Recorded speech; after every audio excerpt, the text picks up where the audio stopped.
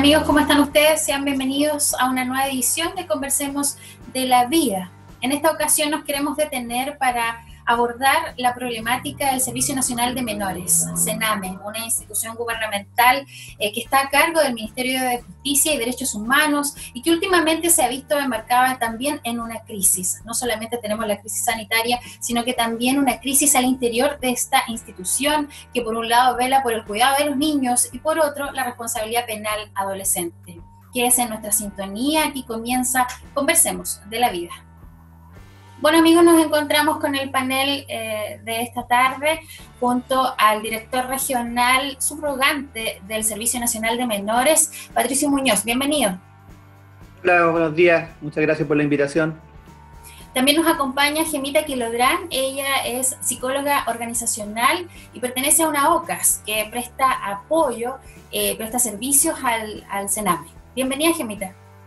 Gracias, Alejandra. Gracias por la invitación.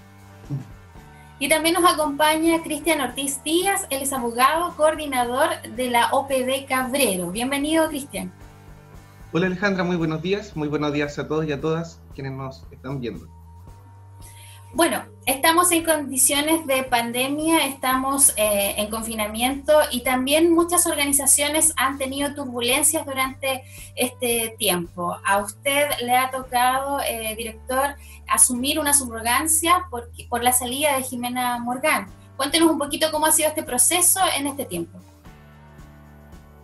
Bueno, contarle a la ciudadanía, bueno, y a las personas que van a ver esta entrevista, ha sido complejo asumir esta labor, pero obviamente con todas las ganas de poder aportar a la gestión del servicio. Nosotros como CENAME estamos en el contexto de la pandemia desde el 15 de marzo en estado de emergencia en nuestros centros, y tanto de la administración directa como los organismos colaboradores hemos estado apoyando, hemos estado implementando protocolos de actuación si es que ocurre algún tipo de contaminación o algún foco en algún centro nuestro, y estamos trabajando en temas de preparación, adquisición de material de protección, en el caso de que tuviéramos que tener o trabajar con niños, niñas o adolescentes o jóvenes con algún COVID positivo, por ejemplo, y también trabajando con los equipos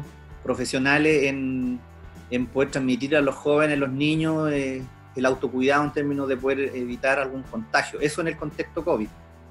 Y también, bueno, nosotros como CENAME tratando de apoyar la gestión técnica que desarrollan toda nuestra oferta programática, tanto a nivel de programas ambulatorios, como también en residencia y en el ámbito de justicia juvenil, en poder transmitir a los equipos, al personal, tranquilidad y confianza y poder asegurar también un nivel de protección hacia ellos en su trabajo.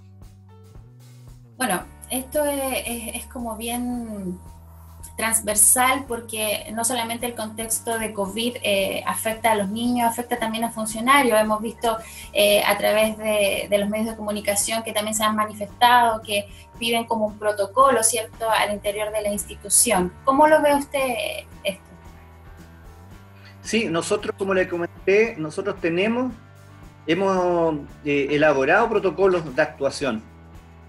Nosotros, de hecho, bueno, los centros de administración, tanto directa como los que están administrados por colaboradores de niños que están presencialmente en ellos, que son las residencias, están a partir del 15 de marzo como en esta cuarentena, digamos, ¿ya? Entonces, lo que sí cuesta que en un proceso de cuarentena niños, ¿cierto?, como nuestro hijo, permanezcan en un centro como encerrados, digamos. Entonces, lo que nosotros hemos tratado de hacer es poder incorporar otras rutinas, porque también debemos entender que no hay clases. Por ejemplo, todos los niños que están en nuestras residencias van al colegio, ¿ya?, al colegio que le queda cerca de su residencia. Entonces viven una vida normal los niños y las niñas que están en residencia. Entonces, esto a partir del 15 de marzo cambia un poco su situación, porque tiene que estar con mucho más presencia en el centro, ¿ya?, sin una oferta programática normal o habitual que tenían, como ir al colegio y hacer otras actividades extraprogramáticas. Entonces nosotros hemos debido reforzar las acciones y y la oferta programática al interior de la residencia, tomando obviamente, y si hay alguna en el exterior, que es muy focalizada y tratando de evitar que los niños y las niñas puedan exponerse. Entonces eso ha sido un desafío grande para los equipos de trabajo. Dentro de todas estas problemáticas también se suma quizás la cantidad de niños. ¿Cuál es la cantidad de niños que se albergan en la región del Biobío, director? Mire, existe como un paradigma un poco de lo que es el Sename, ¿eh? Yo le puedo decir que nosotros, el 5% de los niños que nosotros atendemos están en residencia. El 95% restante está en programas ambulatorios. Y de ese 5% corresponde a alrededor de 800 niños en la región del Biobío que están en residencia. Todo el resto nosotros los atendemos en programas ambulatorios, por ejemplo, como está presente aquí el coordinador de la OPD, por ejemplo, la atención de la OPD, que tenemos oficinas de protección de derechos en gran parte de las comunas de toda la región, y también en programas ambulatorios, tanto en la línea de protección como en la línea de justicia juvenil. En protección le puedo señalar, por ejemplo, programas de reparación en maltrato que trabajan con niños, niñas y adolescentes que han sufrido maltrato grave. Y hay otros programas más como del punto de vista de la prevención, que son los programas le denominamos PPF, ¿ya?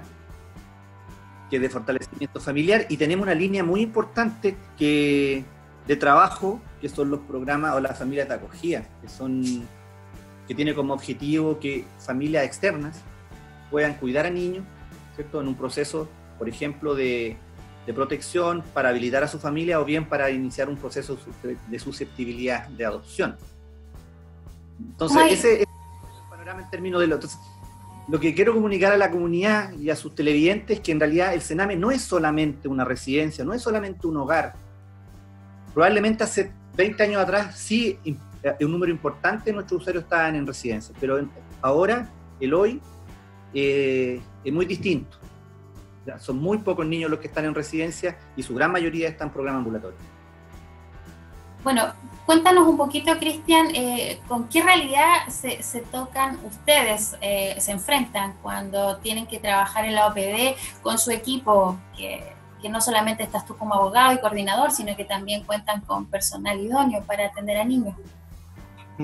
Bueno, a ver, para que la gente nos conozca un poco más, porque a lo mejor todavía hay muchos que desconocen cuál es la labor de OPD, y en ese sentido concuerdo con don Patricio que muchos todavía nos asocian a nosotros cuando ven un logo de Sename, piensan que vamos a quitar a los niños, y la verdad es que no es así.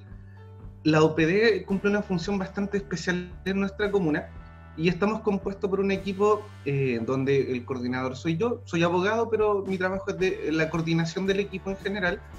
Tenemos una psicóloga, una trabajadora social, ambas a tiempo completo.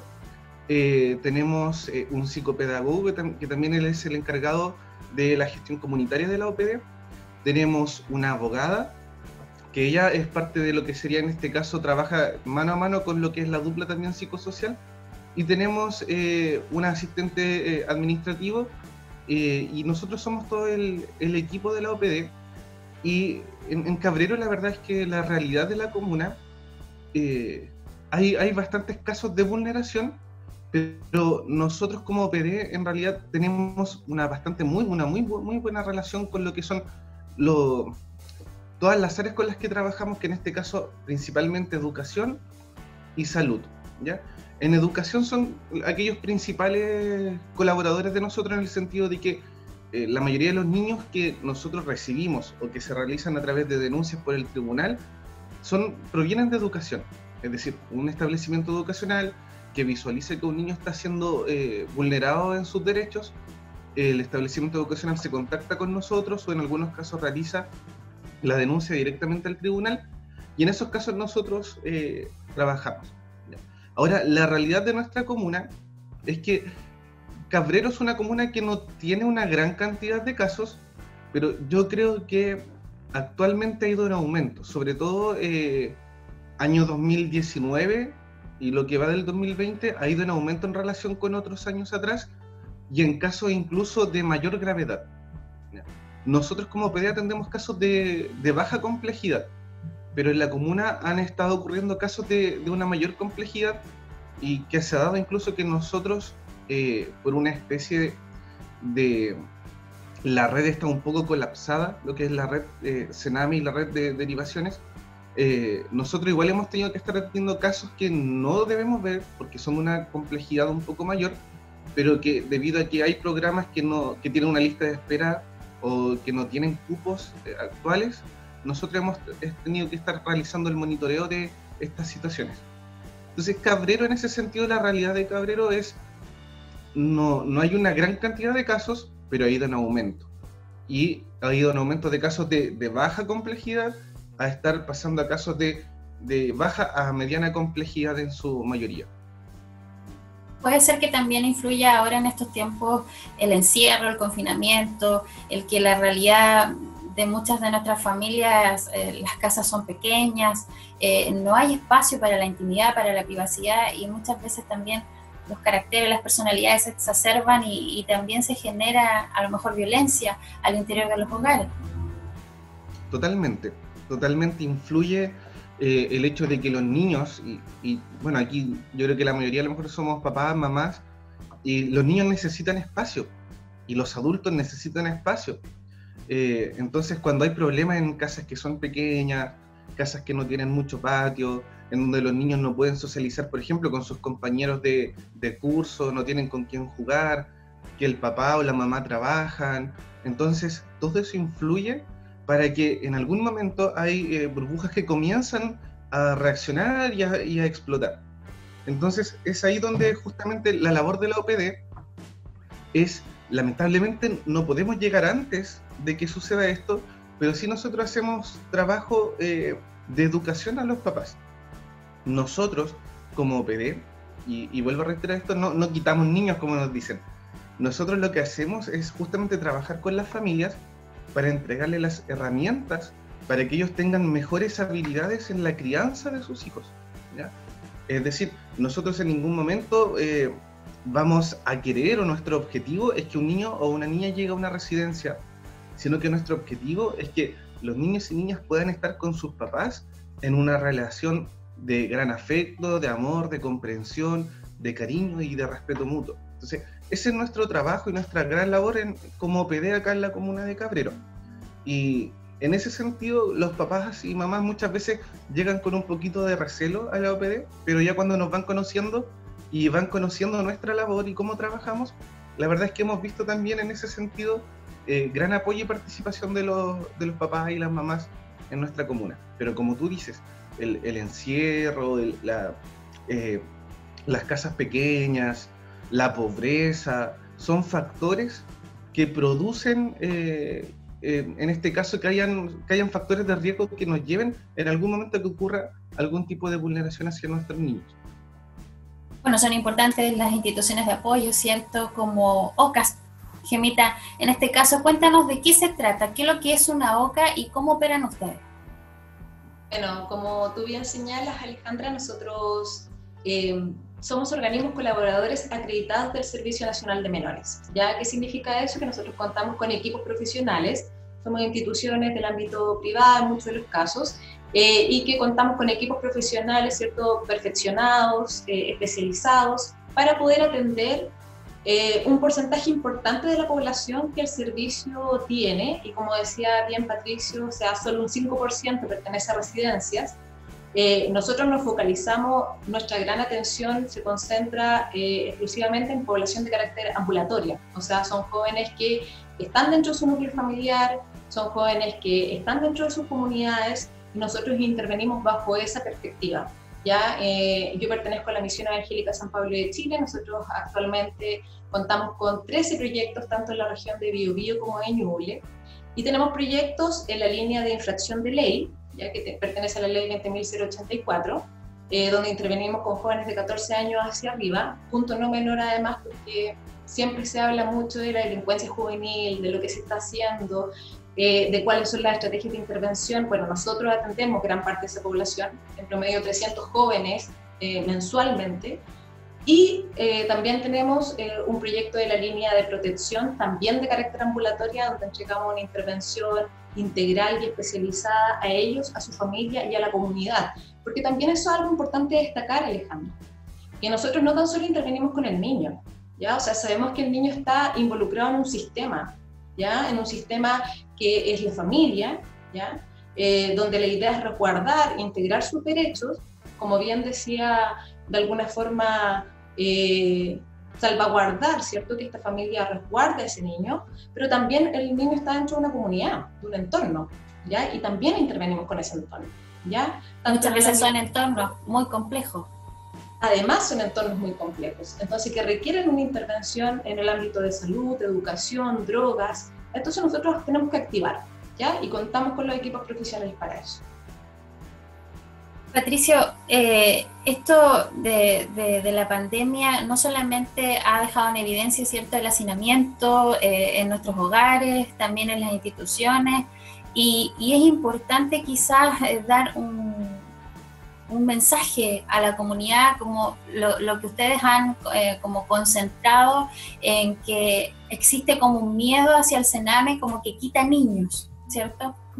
Entonces, quizás también es bueno dar a conocer que se está trabajando, se está reestructurando, porque si bien ha habido una batahola de escándalos, ¿cierto?, al interior de esta institución, ¿cómo se puede volver a confiar? ¿Cómo podemos mirar al Sename con buenos ojos y de que también, así como hay gente que ha faltado seguramente a la probidad, a su fidelidad al trabajo, a la vocación, también me imagino que hay muchísimos funcionarios que trabajan día a día para poder sacar adelante este servicio? Sí, bueno, primero que todo, un mensaje a la comunidad. Yo creo que aquí el primer garante de los derechos de las niñas y los niños somos nosotros, somos la familia, ¿no? O las personas que son los responsables, que los cuidan. Entonces, el primer mensaje como Servicio Nacional de Menores es poder mirar nuevamente o revisar nuevamente cuál es la relación que tenemos con nuestros niños en este contexto de pandemia, más aún. Como decía el coordinador de la OPD, este fenómeno de pandemia ha generado que puedan salir a reducir algunos factores que no contribuyen a esto. Entonces yo creo que más aún debemos estar como familias pendientes de reconocer este contexto y de poder cuidar mucho más a nuestros hijos y a nuestros niños. En segundo lugar, nuestro servicio va o tiene una misión institucional y constitucional de que es apoyar en este tema a los tribunales de familia. Nosotros no tenemos niños, o sea, de hecho no quitamos niños, porque nosotros lo que hacemos es damos respuesta a los requerimientos de los tribunales de familia, fundamentalmente. Yo diría que casi el 100% de nuestra red está definida o está judicializada. Y hay algunos que no. Por ejemplo, las atenciones de las OPD, por ejemplo, y otros programas de fortalecimiento familiar, no tienen una exigencia judicial, pero todo el resto de los programas, tanto en la línea de justicia juvenil, claramente con la ley de responsabilidad penal adolescente, y por otro lado, programas de protección como de reparación, están mediados por una resolución judicial. Entonces, el contexto que hemos vivido, por ejemplo, con el tema de la denuncia de la residencia nido, claro, todos los niños que estaban ahí están ahí por una resolución judicial, no es que el Sename en forma administrativa los tenga ahí. Todos esos niños hay, y cada niño tiene un abogado curador ad litem, que se llama. Entonces, no es que solamente los tenga Sename y que solamente los mire Sename y nosotros hagamos un poco lo que nadie nos vigile o supervigile, porque sí, efectivamente hay una supervigilancia de nosotros como Sename a la institución que tiene a los niños en esta residencia. Está el abogado del niño, que es el curador ad litem, que pertenece a un programa que se llama Mi Abogado, que depende directamente de la Corporación de Asistencia Judicial. Están también los mismos jueces de familia que llevan el control de la medida de protección, e incluso si hay un niño que está en un inicio de susceptibilidad de adopción, está otro tribunal de familia que lleva adelante ese juicio de susceptibilidad. Entonces, además están los supervisores de Sename, hay muchos ojos. Entonces, y además hay todo un concepto de Ombudsman, de que es la defensora de la niñez, que también está en esto de la observación. Entonces, lo que quiero transmitir, Sename va en apoyo de los niños que específicamente han sido vulnerados sus derechos, y toda nuestra red está definida para ello. ¿Mm? Sí, precisamente tocaste el punto que quería preguntar, porque obviamente cuando salió la noticia de la residencia Nodo fue más que un escándalo. Muchas personas que somos padres, que son madres, les toca y duele saber que los niños que han sido vulnerados en sus derechos y llegan a una institución para que sean resguardados precisamente esos derechos, no lo están siendo, ¿cierto? Tú dices que hay muchos ojos. ¿Cómo se puede reestructurar esto? ¿Cómo se puede, me imagino que esto todavía es material de investigación, cómo se puede reestructurar para que exista no solamente la mirada judicial, ¿cierto?, sino que también la mirada de la contención, de que hay niños que sufren, que son pequeños, y que el hecho ya de estar lejos de sus familias no tienen un cuidado fraterno, si se puede decir. Sí, bueno, lo primero es decir que los niños que están en la residencia, en este caso de lactantes y preescolares, están ahí porque han sido vulnerados sus derechos. Y en la mayoría de las veces han sido vulnerados sus derechos en sus hogares. Por algo, el Tribunal de Familia fundadamente resuelve con trasladar a estos niños o niñas a una residencia de Sename, o que administra Sename a través de unos organismos colaboradores. Entonces, no es este paradigma como de la pobreza, como existía hace 20 años atrás, de que porque eran pobres, porque no tenían recursos, por ejemplo, para alimentar a sus hijos, los llevan a un hogar de Sename. Actualmente se redujo mucho la cantidad de niños en residencia, y claramente el enfoque está en esta residencia que nosotros manejamos, administramos a través de organismos colaboradores, es proteger a los niños a consecuencia de una vulneración. Eso es lo primero, o sea, los niños no están ahí porque Sename los quiso llevar. Nosotros respondemos a una resolución judicial, y esa resolución judicial a la base es porque hay una vulneración. Entonces, está claro esa parte, Patricio, pero no hay un mea culpa un poquito, o decir, por ejemplo, tenemos una institución fortalecida, ¿cierto? Quizás en la legalidad, en todo lo que son procesos judiciales, pero faltaría una mirada como de mirar a estos niños, de sentir que están solos, de que obviamente hay una contraparte, como dices tú. No sabemos la realidad de los niños, en definitiva, nosotros lo miramos desde fuera, como cualquier persona común, que el Sename los acoge porque obviamente algo sucedió en las casas de estos pequeños, por algo están ahí. Claro.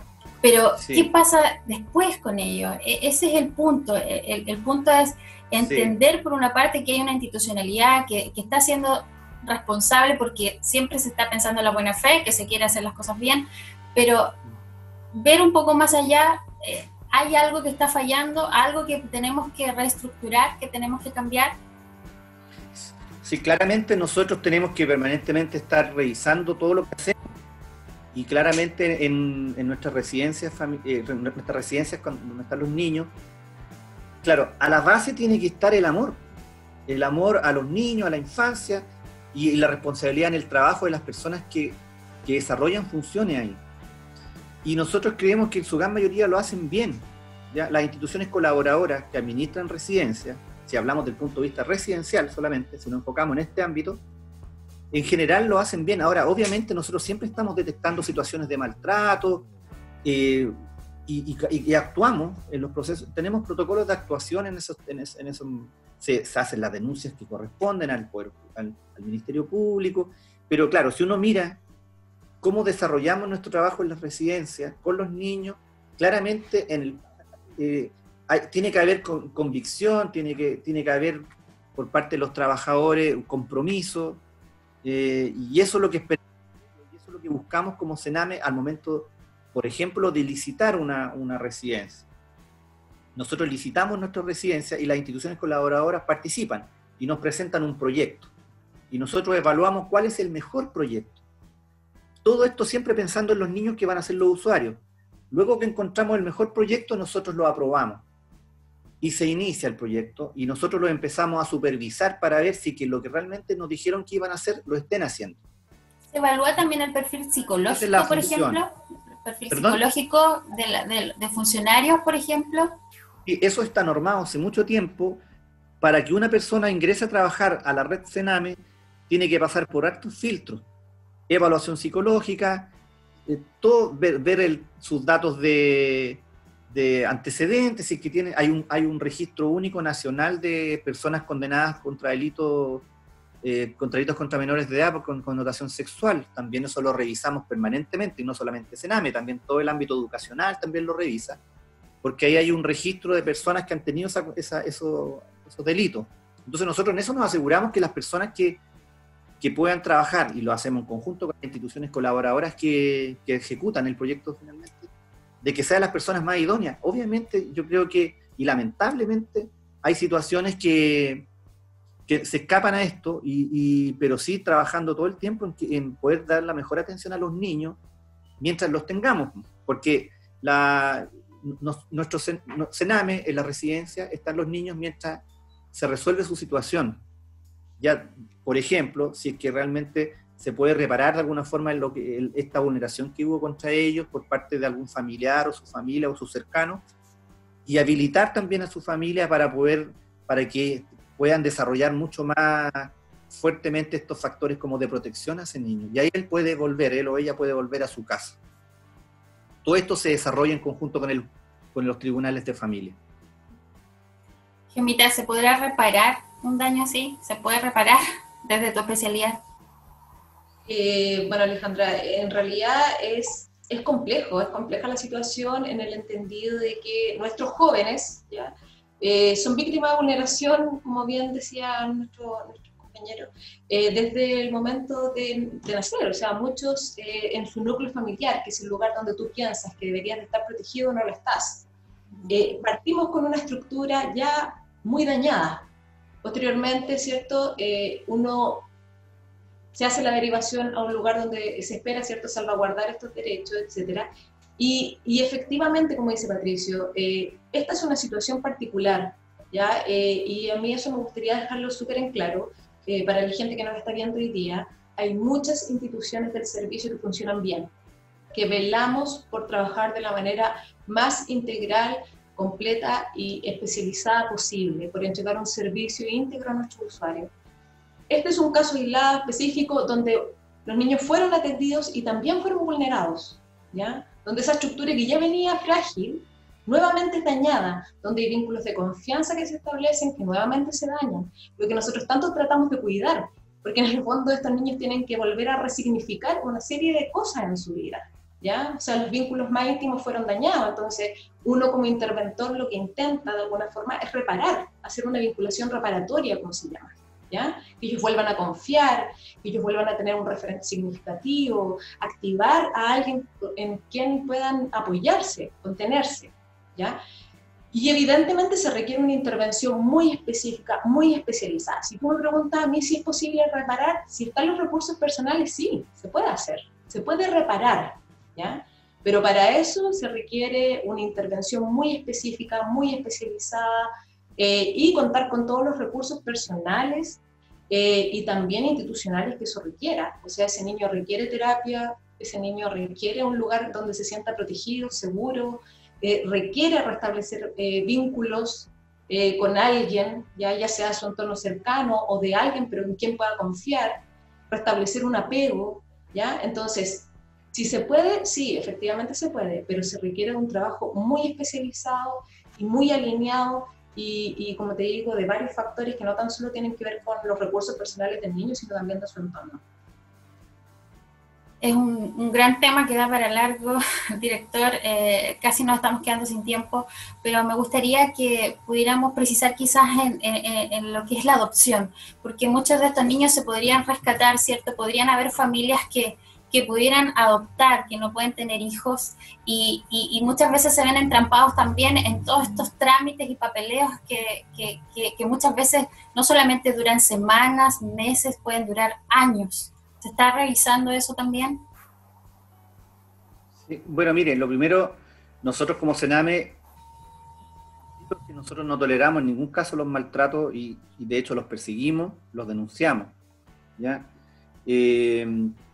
Particularmente todo lo que ocurrió en Nido, se está investigando absolutamente todas las denuncias que se han hecho. Y claramente siempre en todos estos procesos que nosotros desarrollamos se puede mejorar. O sea, siempre estamos en eso, siempre estamos mirando. tratando de mejorar las características técnicas de nuestros programas, de nuestras orientaciones técnicas que proponemos a las instituciones para que nos presenten proyectos. Siempre estamos en eso. En relación a la adopción, yo creo que hay muchos paradigmas con respecto a la adopción. O sea, se ha dicho, por ejemplo, que Sename está lleno de niños. Y la verdad que no es tan así. La adopción en Chile, la mayoría de las familias proponen de adoptar lactantes. Claramente los bebés son los menos. Entonces hay un problema aquí porque se ha dado mucho que los niños por sobre 4 años no hay mucha demanda para ser adoptados, por ejemplo.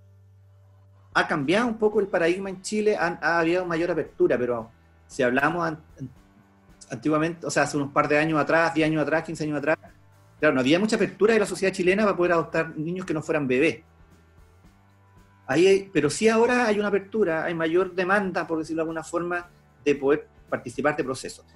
Sename lo que hace, para que toda la ciudadanía lo entienda, lo conozca, lo que nosotros hacemos en ese proceso es poder acreditar a las familias que quieren adoptar. Nosotros iniciamos un proceso que se llama de garantizar como las condiciones de la familia, ya sea monoparental o matrimonio, y nosotros generamos un certificado de idoneidad. Eso es nuestro, en este proceso de adopción nosotros hacemos eso. Entonces, quien hace la otra tarea es el Tribunal de Familia. El Tribunal de Familia es el juicio de susceptibilidad, que en el fondo, para que todos entiendan, el Tribunal de Familia hace un juicio para que un niño quede o no en condición de ser adoptado.